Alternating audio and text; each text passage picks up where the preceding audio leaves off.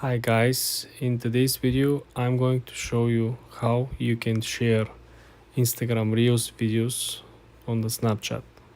Very easy guys, very simple. Let's launch the Instagram app and let's take a look at the feed.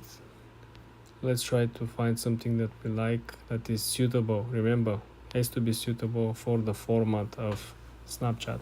This looks like a cool video because Snapchat likes videos like this, fun. So you want to click on the paper airplane under the actual video. You see there is a heart, there is a comment section, and then click on the paper airplane. Then you want to scroll down on this menu over here.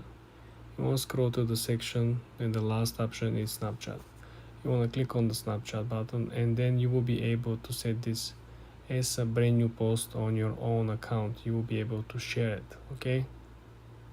For more tips like this guys, subscribe and like this video.